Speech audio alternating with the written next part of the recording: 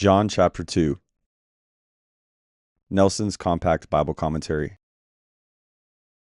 Verse 1 and 2. The third day refers to the third day from the last day mentioned, chapter 1, verse 43. To walk from where John was baptizing to Cana would probably have taken 3 days. The wording of the text, the mother of Jesus was there. Jesus and his disciples were invited. Suggests that Jesus and his disciples were invited because of Mary. Verse 3. A wedding feast often lasted for a week. To run out of wine at such an important event would have been humiliating for the bride and groom. Verse 4.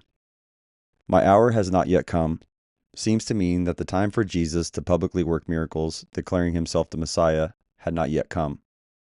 Verse 5. Jesus' response to Mary seems to have been a refusal to do anything about the situation. Perhaps something in the tone of Jesus' voice let Mary know that he would grant her request. Verse 6. 6 water pots. Each water pot held 20 or 30 gallons, for a total of 120 to 180 gallons of the finest wine. Verse 10. Purification of the Jews. Strict Jews washed their hands before a meal, between courses, and after the meal.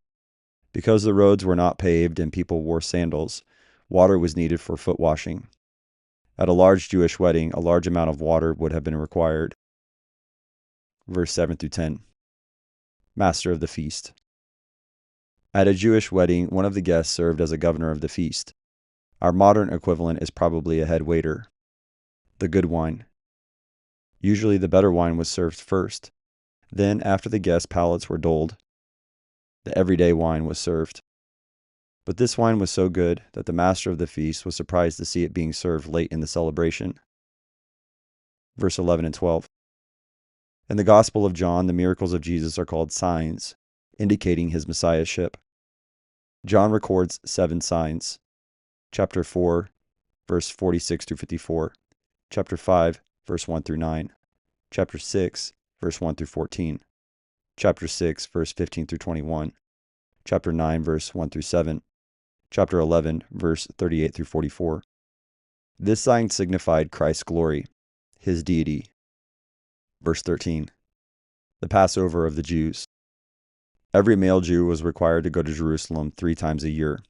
Exodus 23:14 through 19. Leviticus 23. Jerusalem. The Synoptic Gospels, Matthew, Mark, and Luke, concentrate on Jesus' Galilean ministry. John focuses on Jesus' ministry in Jerusalem. Verse 14. The Synoptic Gospels place the cleansing of the temple at the conclusion of Jesus' ministry. Matthew 21:12 and 13. Whereas John puts it at the beginning, verse 14 through 17. Apparently, Jesus cleansed the temple 2 different times. The law of Moses required that every Jewish male over 19 years of age pay a temple tax. Leviticus 1:3, Deuteronomy 17:1.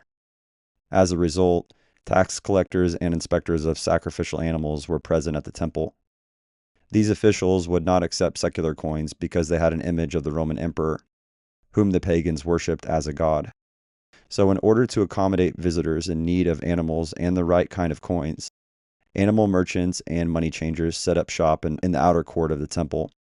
These inspectors, collectors, and exchangers, however, charged high prices. Verse 15. Jesus' whip was probably more a symbol than a weapon.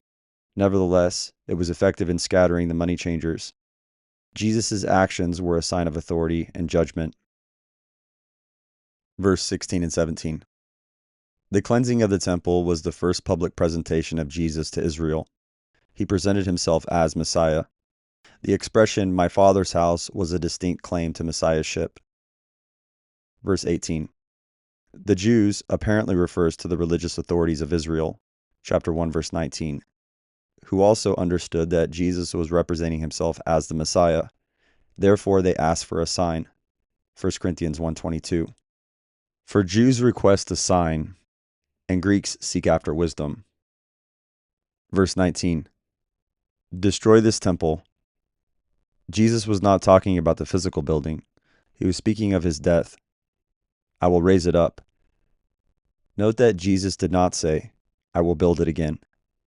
He was referring to his resurrection 3 days after his death. Matthew 12:39. Matthew 16:4. Verse 20. 46 years. Herod the Great began restoring the temple in 20 BC. The work was not finished at the time of this conversation. Verse 21 and 22. The disciples understood that Jesus was the Messiah. Verse 17, chapter 1, verse 41, verse 45 and 49. But they did not understand that he was speaking of the resurrection of his body until it actually happened. Verse 23. Many believed in his name. John's purpose in recording Jesus' miracle was for people to believe and have eternal life. Chapter 20, verse 30 and 31. Verse 24 and 25. Commit is the same Greek word translated believe in verse 23. There is a play on words here.